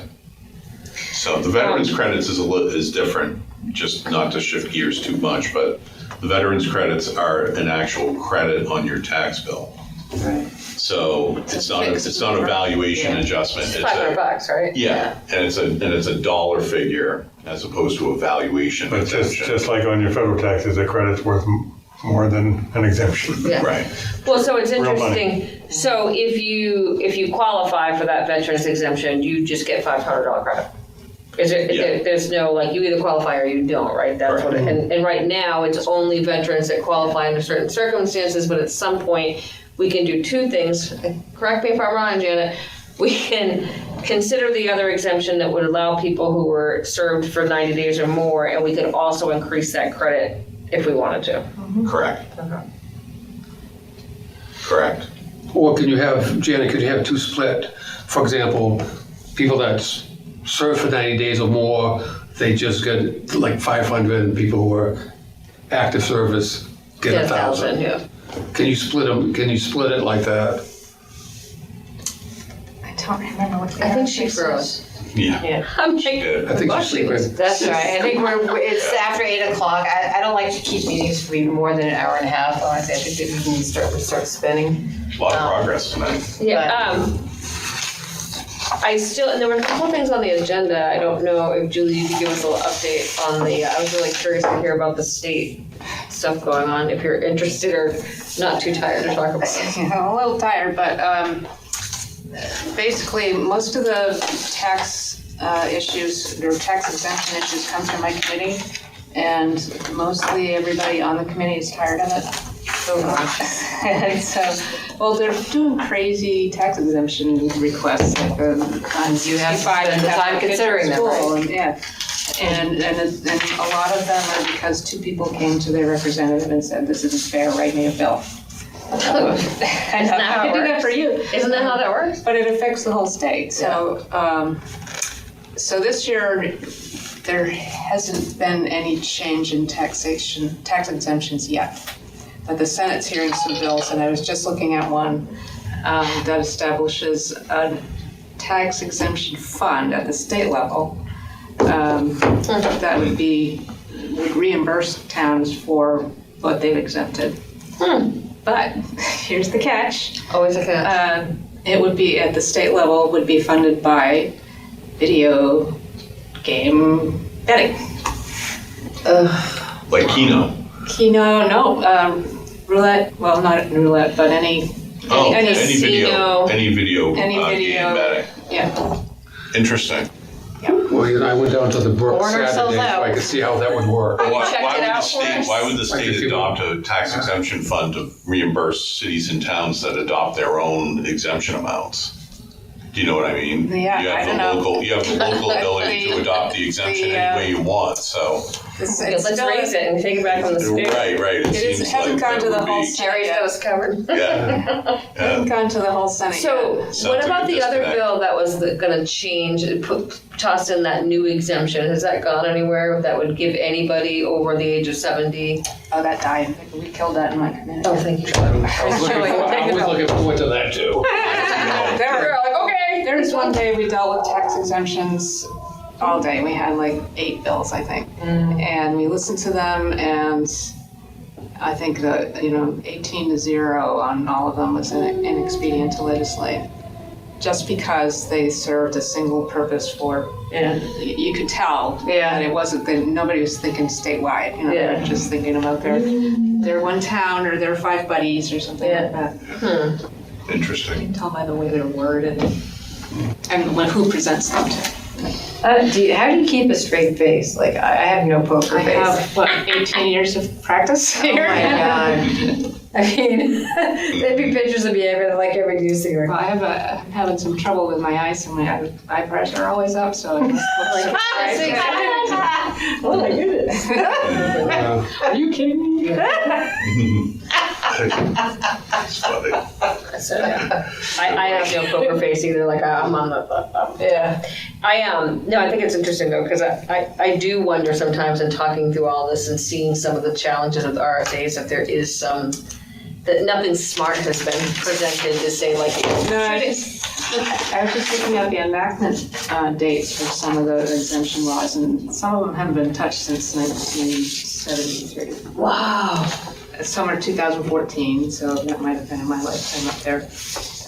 No, it hasn't. And not to say I would want to discourage people from moving to Exeter, but I do see, I mean, I've heard people say, I moved there and I got a better tax. Like, I want to move here because my taxes are going to be, it is something, and I do think that it has an impact. And I see it all the time. Like, people say, oh, I didn't know it. Like, people coming from, across the border, coming in and saying, oh, then I don't qualify. Like, yeah, well, you can't come to the state and just take the exemption.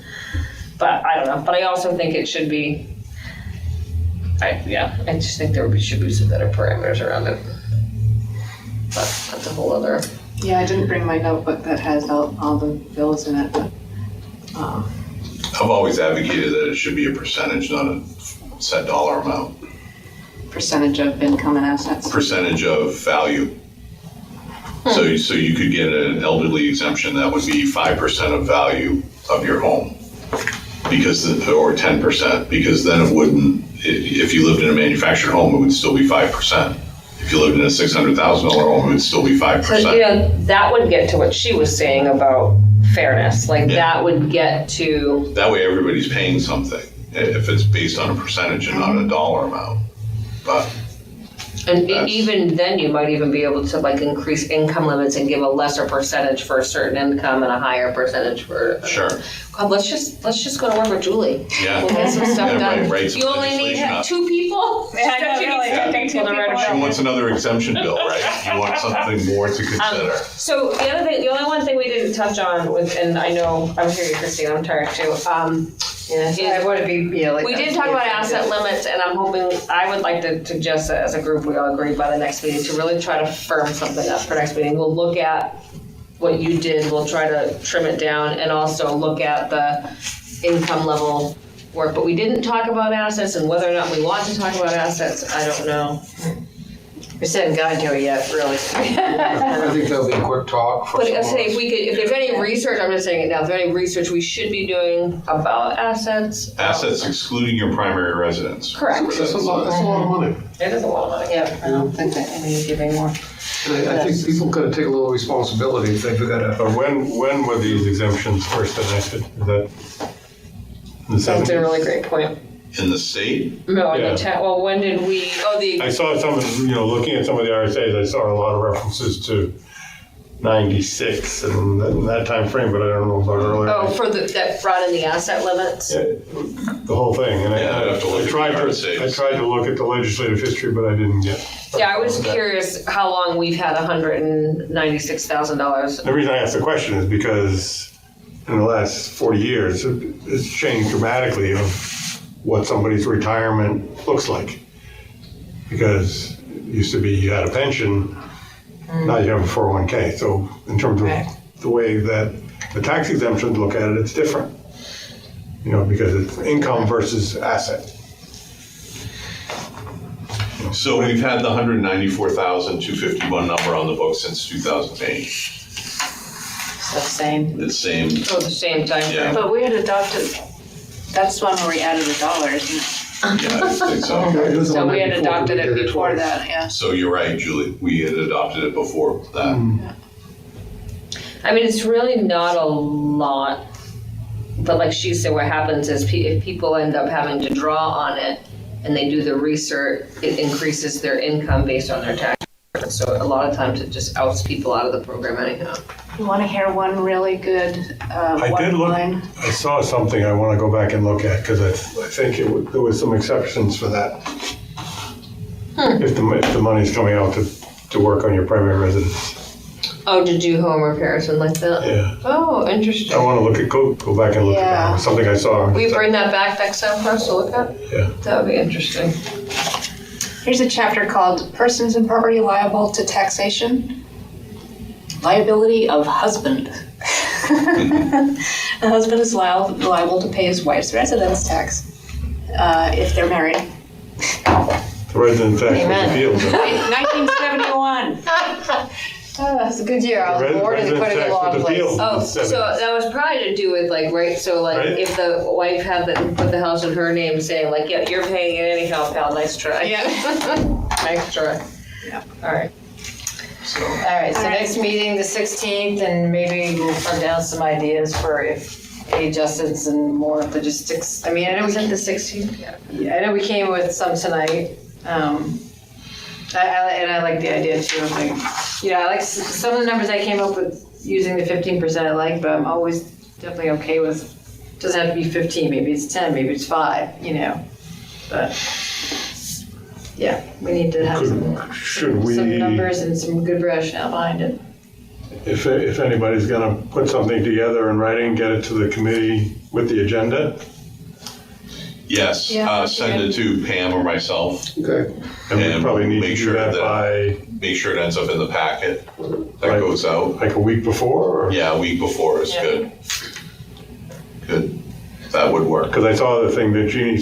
Yeah, I just guessed sent it was to you, but it Pam. wasn't- Yeah, I just sent it to Pam. Yeah. I Because should have that's, sent that in, it would have been the same thing, I could sent that in and. Yeah. Because then we'll have time to look at it Yeah. and digest it. Yeah. And It's a lot easier than doing it And I'm right on the just, spot. so I'm gonna recap. So we're gonna look at the numbers that Jerry put together and see if we can come up with some logic that would be closer to a smaller tax liability. I think we really should take a look at the bottom line tax liability for anything we recommend. You're gonna look at income over time and you're gonna bring Social back Security. Social Security, you're gonna bring back information on what you found on the RSA on assets. Yeah. Okay, I think that's everything. Okay. My brain's still trying to capture it, but okay. Does anybody have AI notes on? Just kidding. Is that how you guys are taking notes? Just kidding. I don't know. AI. That's how we do it work now. Do you, who is taking notes? So we're having the video. Pam did the minutes from the last meeting because we didn't have a recording secretary available. So someone will do the minutes from the video. I think Liz Herrick. Okay. Are we supposed to have a clerk? Because it's something we talked about the first meeting, but we didn't. I mean, You can have a clerk, you don't, it's not required. Okay, Per just se. wasn't sure. I know we brought it up the first meeting. Any we never committee went can back elect to a clerk though, I mean, if you want to elect one, you can do it. it. If we get somebody taking minutes, like, let's, Yeah. So far, we seem to be making out okay. Yeah. Okay. Well, the reason I agreed to be chair, so I wouldn't have to take minutes. I knew how you would do it. Yeah. Obviously, I really have to do figured much, half- so. I'd probably forget half of what was said, you know? Oh, yeah. All right, Okay. All right. is that it for tonight? That's it. Madam Adjourn. Chair? Done. Let's call it a night. Here, here. Adjourn. We're done, adjourned, yep. Second. Vote on Okay. it. All those in Bless it. favor? Aye. So can the chair and Thank you for tuning in to Exeter TV. Exeter TV is the town's public and government access channels, available on Comcast Channels 6 and 22. Channel 6 is your channel. If you have an idea for a program, want to host your own talk show, or submit a film, we're here to get your content on television. On Channel 22, we bring you live and replay coverage of government meetings and other town updates. A third channel, Blue Hawk Media, is operated by SAU 16 and can be found on Channel 8, with all your school sports, events, and meetings. You can watch Exeter TV online at exeternh.tv, Apple TV, and on Roku. Find us on social media for extra content. Subscribe to our YouTube channel and hit the bell to get notified about live streams and new content. Tune in to our platforms every other Friday to watch the Exeter Biweekly Report with recaps of recent events, updates from town departments, and messages from nonprofits in your area. If you head to our website, exeternh.tv, we invite you to sign up to our newsletter to receive monthly updates about new content, upcoming meetings, and more. We'd like to thank you for taking the time to watch Exeter TV and hope that you tune in to our other content as well.